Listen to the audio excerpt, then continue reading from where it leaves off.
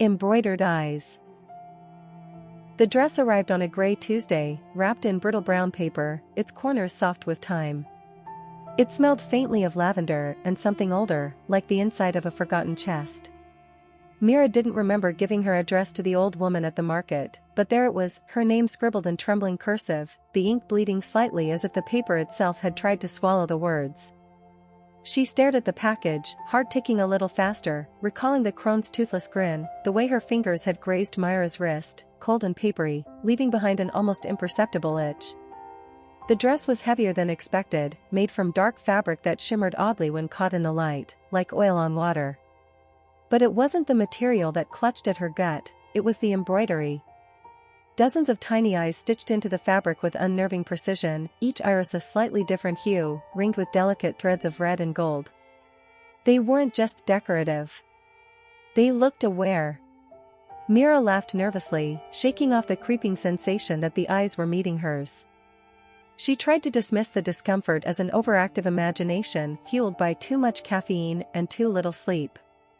Later that evening, after 2 glasses of cheap wine dulled her skepticism, she slipped the dress over her head.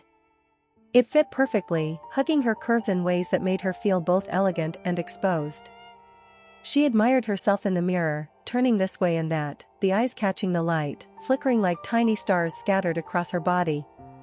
That's when she noticed it, the faintest whisper, so soft she thought it was the wind seeping through the old apartment windows. But the windows were shut. She froze, heart thudding, tilting her head to listen. Nothing. Just the hum of the refrigerator and the distant sound of traffic. She chuckled, embarrassed by her own jumpiness, and decided to head out. There was a party across town, something to distract her from the strange gift. As she walked down the street, she felt the weight of stares, not the usual fleeting glances, but lingering, unblinking attention. Strangers locked eyes with her, their expressions blank, mouths slightly agape, as if caught mid-thought. She brushed it off at first, attributing it to the boldness of the dress, but unease prickled her skin like static. At the party, it got worse. Conversations trailed off when she entered the room. People stared, silent and glassy-eyed, their gazes magnetized to her face. No one commented on the dress, no compliments or casual observations, just those heavy, unwavering eyes. Mira felt a panic blooming beneath her ribs, an irrational urge to scream or shake them, to demand, "What the hell is wrong with you?" But she didn't. She forced a brittle smile, sipped her drink, and tried to pretend it was all in her head. Later, in the bathroom, she locked the door and leaned against the sink, her reflection splintered by the cracked mirror. The whispers returned, clearer this time. Not from outside, not even from within her mind. They were coming from the dress. Tiny, sibilant voices curling around her like smoke. "He's lying. She hates you. They all see what you really are." Mira's breath hitched. She gripped the fabric, fingers digging into the embroidered eyes, feeling the threads pulse faintly under her touch, like veins just beneath the skin. She yanked at the dress, trying to tear it off, but the zipper wouldn't budge. It was as if the garment had fused with her, it seemed stitched into her very flesh. She clawed at it, nails breaking, leaving red crescents on her skin. When she finally got it off, how, she couldn't quite remember, she stuffed it into a plastic bag, tied it tight, and shoved it into the darkest corner of her closet. But the whispers didn't stop. They never stopped. That night, Mira dreamed of eyes. Thousands of them, blinking in unison, their pupils dilating and contracting with each beat of her heart. She woke drenched in sweat, her room suffocating with shadows that seemed to lean in too close. She could feel them even with her eyes shut, the phantom sensation of being watched burrowing into her skull. In the following days, the world felt different. People still stared, even when she wore other clothes. Their expressions twisted with something between fascination and dread. She avoided mirrors, terrified of what she might see. The whispers grew bolder, no longer confined to the dress. They seeped into her mind, bleeding into her thoughts, eroding the fragile boundary between reality and something much darker. She thought about burning the dress, but the idea filled her with an inexplicable dread. As if the dress wouldn't burn. As if it might scream, Mira stopped going out. She unplugged her phone, taped over the apartment's peephole, covered mirrors with blankets. But it wasn't enough. The dress was still there, buried in her closet, a parasite anchoring its tendrils deeper into her psyche. She could feel it watching from the dark, its embroidered eyes blinking in sync with her own. The whispers were no longer secrets. They were commands. Let us see. Let us in. Mira's fingers trembled as she reached for the closet door. Her hand hesitated on the cool metal handle, slick with a sheen of sweat she didn't remember producing. The apartment was unnervingly silent, the kind of silence that feels constructed, like a stage waiting for the actor to forget their lines. She swallowed hard, the knot in her throat tightening with every second her fingers lingered there. The whispers weren't patient, they grew more insistent, overlapping in chaotic murmurs, voices layered like translucent veils, slipping between languages she didn't recognize yet understood on some primal level. Her heart thudded like a hollow drum, the rhythm uneven, syncing with something that pulsed faintly beyond the thin wooden door. When she finally pulled it open, the darkness inside seemed thicker than it should have been, as if the closet held more than just shadows and forgotten coats. The plastic bag was still there, crumpled and twisted, its edges jagged like something had clawed at it from within. The smell hit her first, not the dusty scent of old fabric, but something metallic and sharp, like rust mixed with the faintest trace of decay. Her stomach clenched, but her legs moved of their own accord, guiding her to the bag as if pulled by invisible strings woven tight around her bones. She untied the knot with trembling fingers, the plastic brittle and crinkling like dry leaves underfoot. The dress was unchanged, yet not the same. The embroidered eyes looked brighter, their threads more vivid, the irises shimmering with a depth that hadn't been there before. They no longer seemed stitched, they seemed grown, organic in a way that made her skin crawl. She wanted to drop it, to shove it back into the bag and bury it under concrete, but her hands betrayed her, pulling the fabric free, smoothing it out like a cherished relic. The voices grew louder, no longer whispers but soft, persistent chants that coiled around her spine, pressing into her skull until her thoughts were indistinguishable from the words spilling into her consciousness. Put it on, they urged, a chorus woven from countless mouths, their breath cold against the back of her neck. She resisted, if only for a heartbeat, but the resistance was brittle, crumbling under the weight of curiosity, or was it compulsion?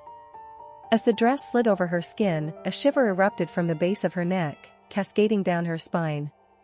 It felt colder than it should have, almost wet, like slipping into water.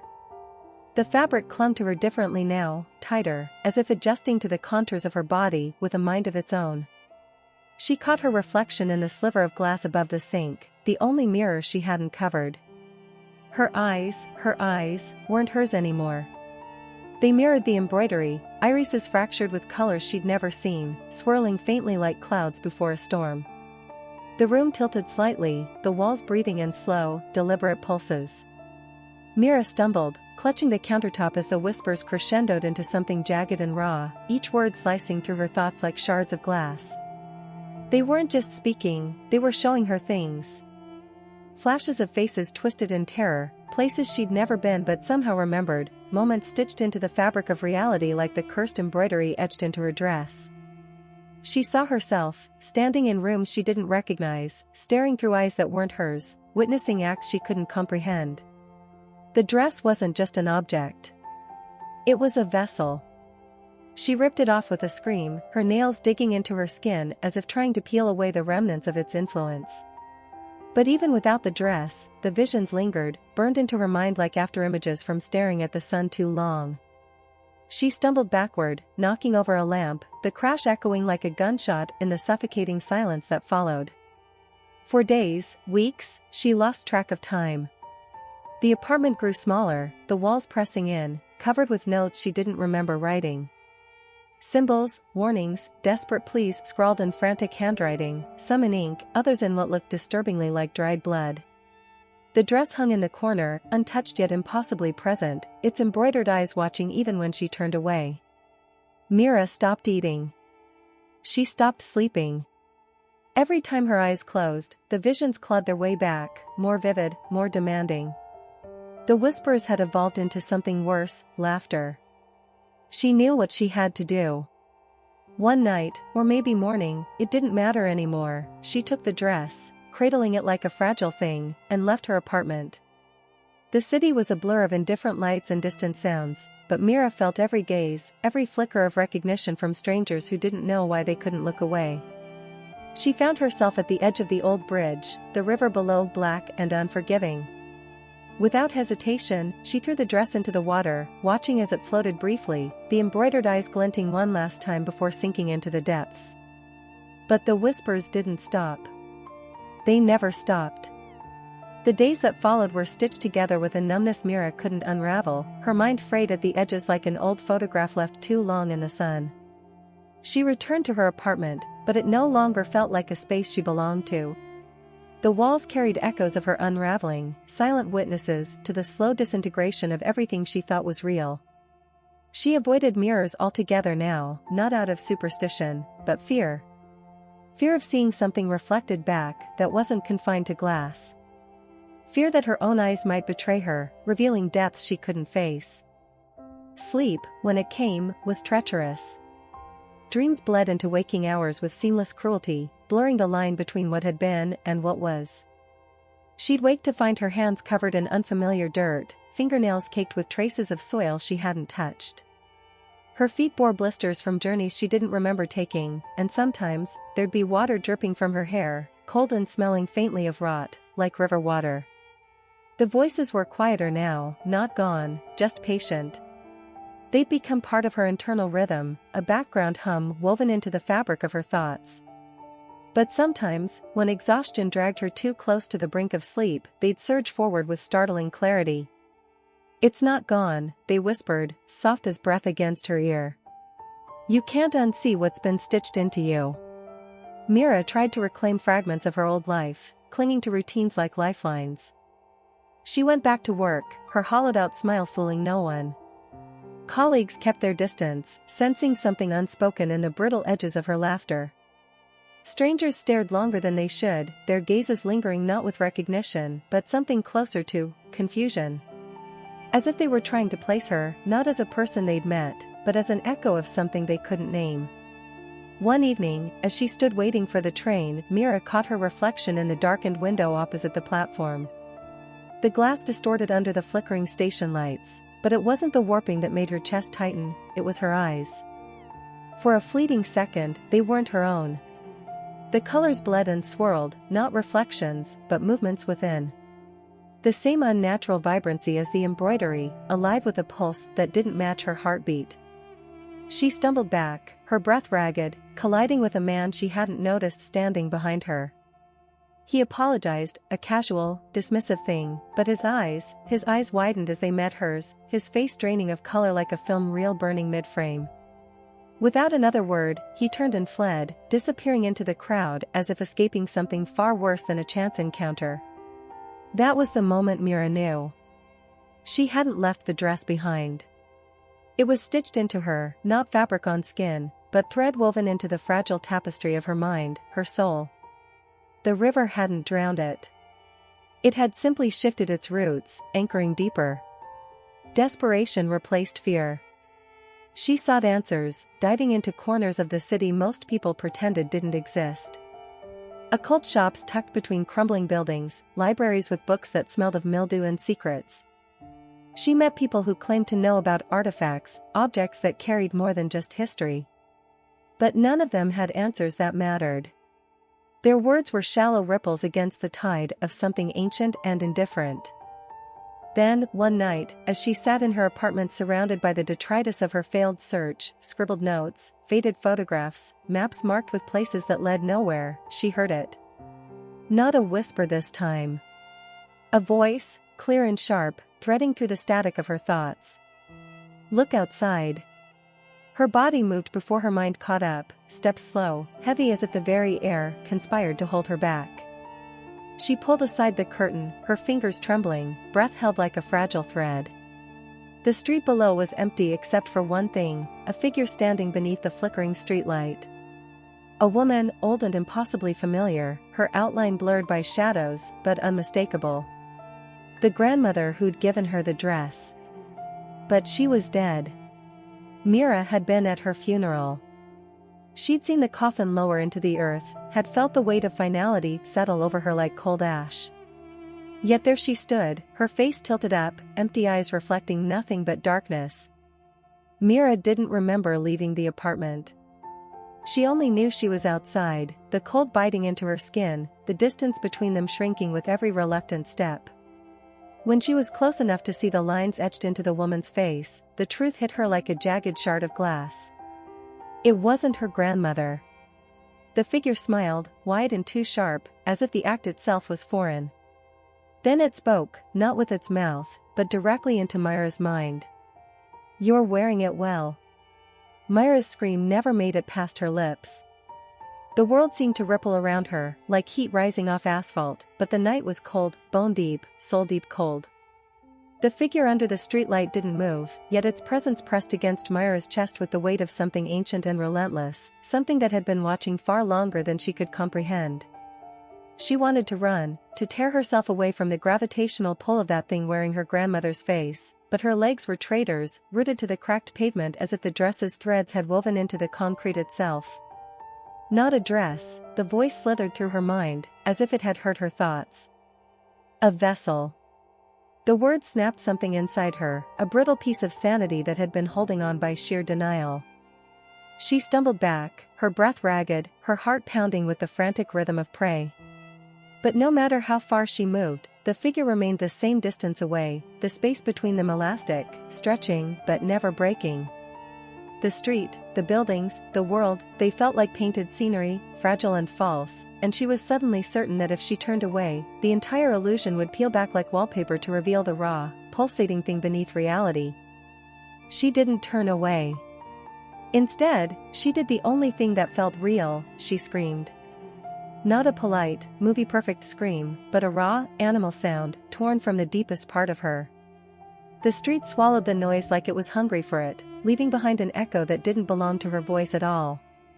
The figure began to walk toward her, not fast, not slow, just inevitable. Its steps made no sound. Mira backed away until her spine collided with the cold metal of a lamppost. The contact grounded her, if only for a heartbeat, enough to remember that she had legs, that she could move. She turned and ran, her feet pounding against the pavement, the slap of her soles a fragile drumbeat against the suffocating silence chasing her. She didn't know where she was going. It didn't matter. Distance was an illusion. But running made her feel human, and right now, that was the only thing she had left. Her apartment was both a refuge and a trap. She slammed the door shut behind her, locked it, bolted it, as if that could keep it out. She slid to the floor, her back against the door, her chest heaving with breaths that felt too thin, too fragile to sustain her. Silence settled, thick and heavy. Then came the knock. Not a pounding, not frantic, just a polite, patient knock, like a neighbor dropping by to borrow sugar. Mira squeezed her eyes shut, shaking her head, whispering, "No, no, no," as if denial could rewrite reality. But when she opened her eyes, she wasn't in her apartment anymore. She was standing in the middle of a dark room, the walls pulsating with faint threads of crimson light, like veins under translucent skin. The floor was soft beneath her feet, not carpet, but something with a give that felt disturbingly organic. And in the center of the room, suspended in nothing, was the dress. Not hanging. Not folded. Just there. It wasn't the same. The fabric writhed subtly, like something breathing just beneath the surface. The embroidered eyes were open, all of them, blinking independently, irises swirling with colors that didn't exist in any spectrum Mira knew. They weren't just looking at her, they were looking through her, peeling back the layers of her mind with invasive curiosity. Mira tried to scream again, but her voice was gone, swallowed by the room itself. She took a step back, but the room expanded with her movement, endless and intimate all at once. The dress pulsed, a heartbeat not her own, and the voices returned, not whispers this time, but a chorus, overlapping, cascading, languages she didn't understand but meanings she felt too clearly. "You wore us well." The realization hit her like a punch, she hadn't been wearing the dress. The dress had been wearing her. She was just the fabric, stitched together with memories and fears, a fragile vessel for something much older, much hungrier. The Mira who had existed before was already unraveling, thread by thread, lost somewhere between the stitches. The last thing she saw before darkness claimed her was her own reflection in the countless embroidered eyes, blinking, breathing, watching. And smiling.